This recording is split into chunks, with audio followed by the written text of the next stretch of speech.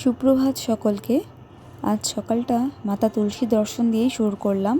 দেখো, তোমাদেরকে একবার দেখিয়ে দিলাম আমাদের বাড়ির ঠিক সামনের উঠোনটাতে অল্প একটু মাটি আছে, ওখানে গেট দিয়ে ঢুকেই বাঁ দিকে দেখো কত বড় বড় তুলসী গাছ হয়েছে। মানে তুলসী গাছগুলো খুব একটা বড় নয়, কিন্তু পাতাগুলো হয়েছে খুব সুন্দর সুন্দর, ভীষণ বড় বড় পাতাগুলো।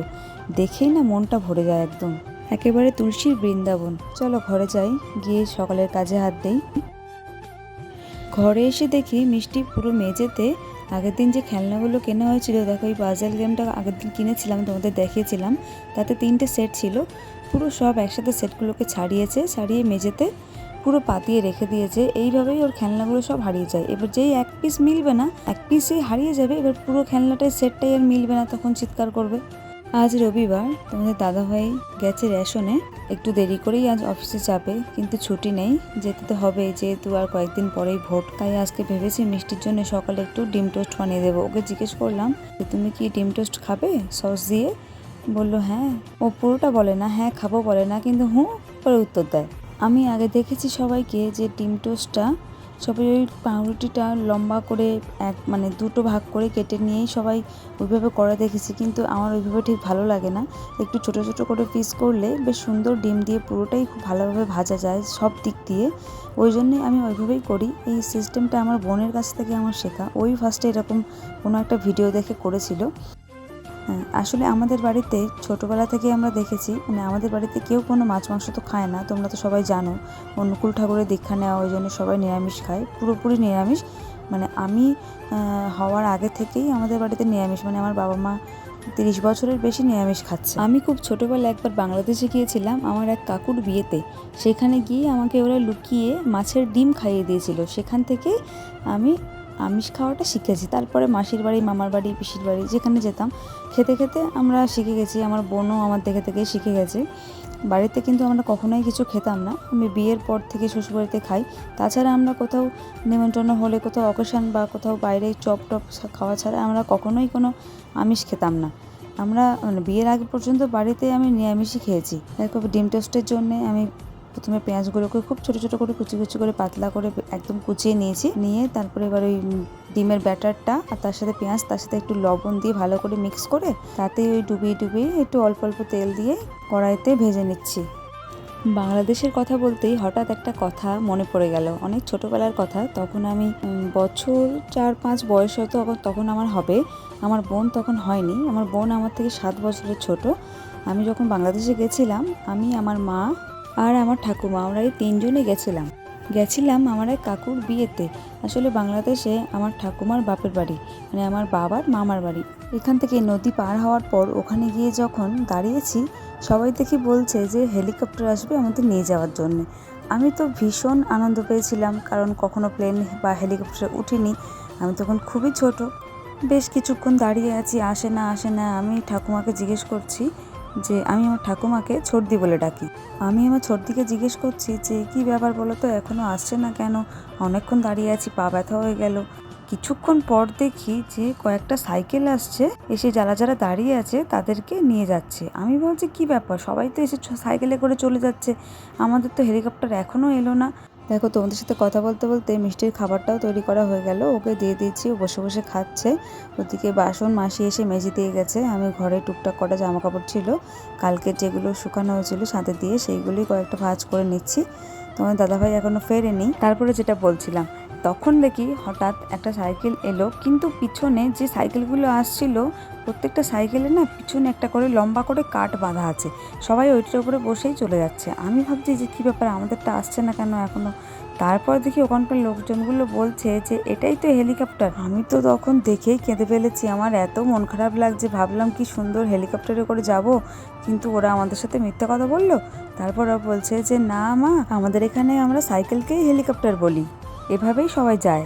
একটা সাইকেলের পিছনে এত বড় একটা মানে কাঠ বেঁধেছে যে সেই কাঠের উপরে সাইকেলের পেছনে 2-3জনও বসতে পারবে। দেখো, গল্প করতে করতে আমি সব বিছনাগুলো তুলে নিলাম। আর আজকে ভেবেছি একটু বেডশিটটা চেঞ্জ করব। 3-4 দিন হয়ে গেছে বেডশিটটা। এবার বাচ্চা ঘরে থাকলে যেটা হয়, একটা না বেশি দিন একটা বেডশিট চলে না। সবসময় তো ধরো খেলা করছে, নামছে, সেই পা সবসময় মুছছে না, ওই ধুলো পায়ে উঠে যাচ্ছে, ভীষণ বেডশিট ময়লা হয়ে যায়। তাই আমার 2-3 দিন অন্তরে চেঞ্জ করতে হয় বেডশিটটা। মিষ্টি যখন ছোট ছিল একদমই, তখন কী করতাম, ও যেহেতু মাঝে মাঝেই খাটের ওপর টয়লেট করে দিত, সেই জন্য সারাদিন আমি কোনো বেডশিট খাটে পেতেই রাখতাম না।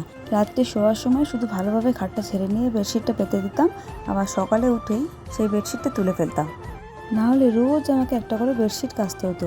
এবার যেহেতু খাটের উপরে ম্যাট্রেসটা পেপার দেওয়া ছিল, ওই জন্য অসুবিধা হতো না। ও যখন টয়লেট করে দিত পেপারের উপর থাকতো, তলায় তো যেতে পারতো না, যেহেতু ম্যাট্রেসটা তাই ভিজতো না।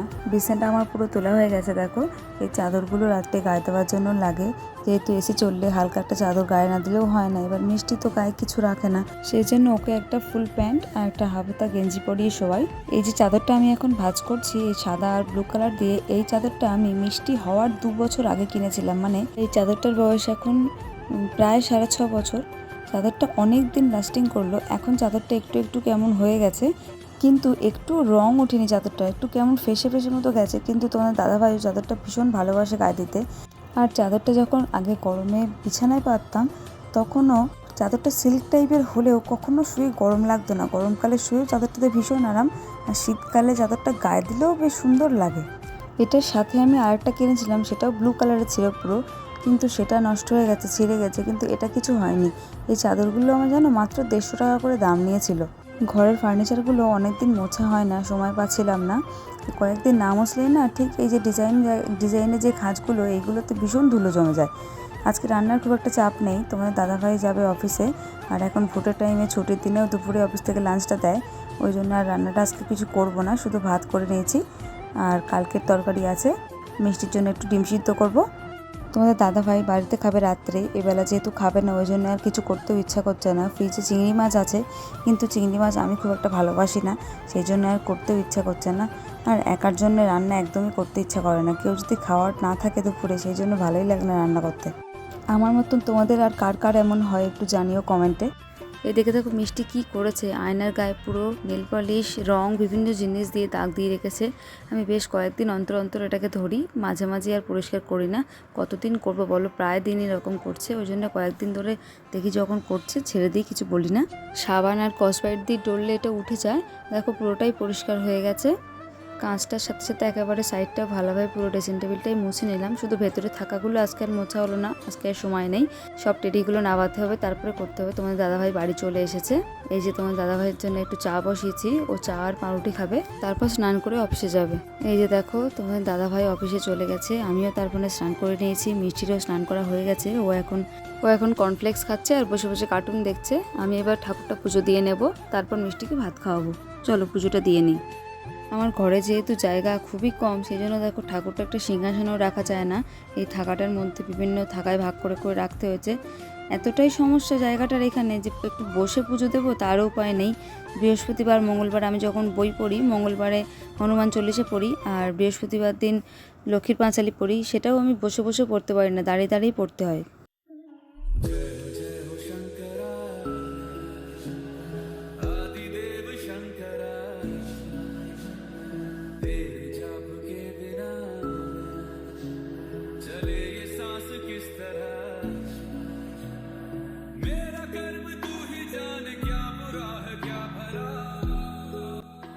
আজকে ভীষণ ফুল কম, একদমই দেখছি কয়েকদিন আমাদের এই সাদা টগর ফুল গাছটাতে একদমই ফুল ফুটছে না, মানে খুবই কম, হয়তো টোটালে হয়তো 15-20টা ফুল ফুটছে। এবার ওই কটা ফুলে তো হয় না বলো, সবাই পুজো দেবে, ওইটুকু ফুল নিয়ে তো হয় না, ভীষণ অসুবিধা হচ্ছে পুজো দিতে।